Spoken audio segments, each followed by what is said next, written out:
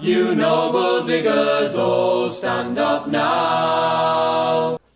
Hello everybody, this is going to be a quick video. I just wanted to comment on an argument that Lieutenant Colonel Aguilar made of the United States military.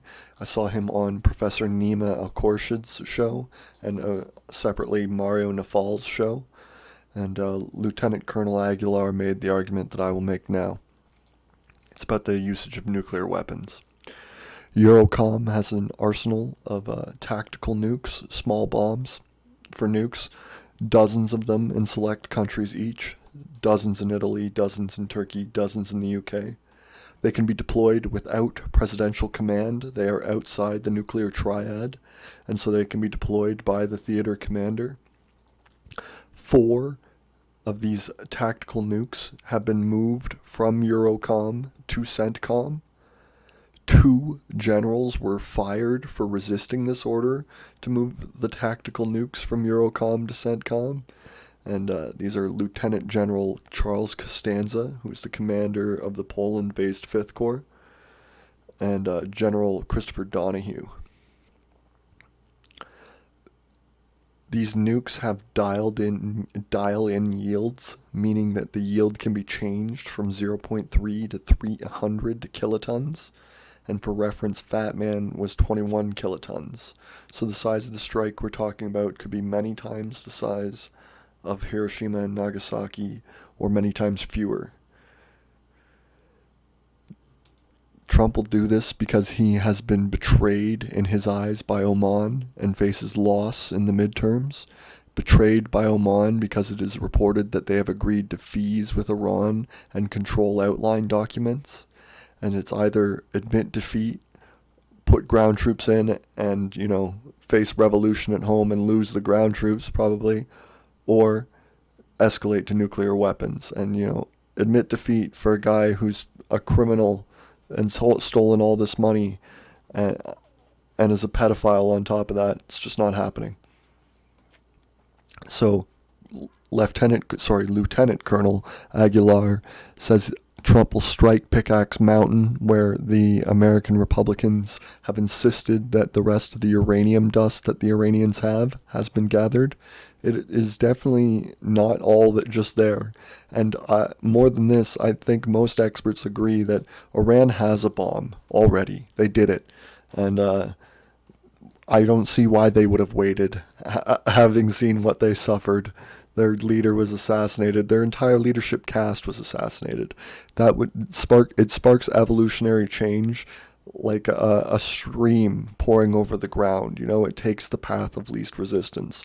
And having nuclear weapons is, as funny as that sounds, the path of least resistance. Anyways, the theater commander can do it now. He can order a nuclear strike. And that means Trump says he didn't order it to Xi and Putin. Chairman Xi and President Putin, because it has always been NATO doctrine that these commands can issue these tactical nukes without the command of the president. I'm defining this as the nana boo boo strategy, which means that the theater command, CENTCOM, orders it, not Trump, and takes the fall. And what it really means is that Xi and Putin don't have to respond with nuclear weapons according to their own respective doctrines. Lieutenant Colonel Aguilar called these bombs what I recognize as B-61s. He called them B-63 Deltas. And I didn't think the classification worked like that, but I only work off public knowledge. So I'm going to assume he knows and I don't. And finally, why I also believe that this is feasible politically for Trump to do. I like feasible. I don't even know why that word is being used around nuclear weapons. It's so insane.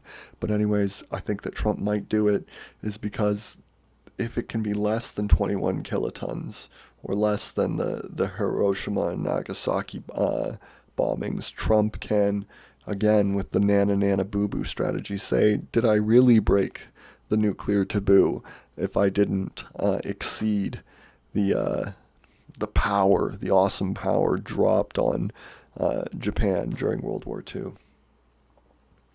I also would like to just take this time to footnote at the end, not as important, but that there was no necessity whatsoever to drop either bomb on Hiroshima or Nagasaki for World War II.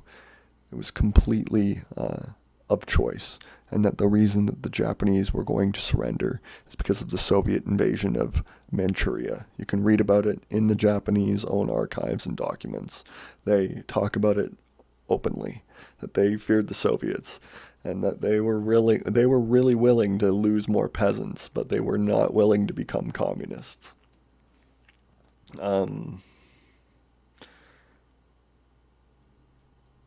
I also guess I'll just mention now that I've heard online a couple times recently that Hiroshima and Nagasaki, I don't want to call it a Nazi theory, it is a Freemason theory, an anti-Freemason theory, that Hiroshima and Nagasaki were the most Christian towns in Japan. And that's true and interesting. And there were many Freemasons involved in the decision-making process. I don't think you can tell anything from it, but it is worth noting, and I can't disprove that there is definitely the possibility of conspiracy there. And I must be much more open-minded to those things in this present day and age. Anyways, thank you. Have a good day.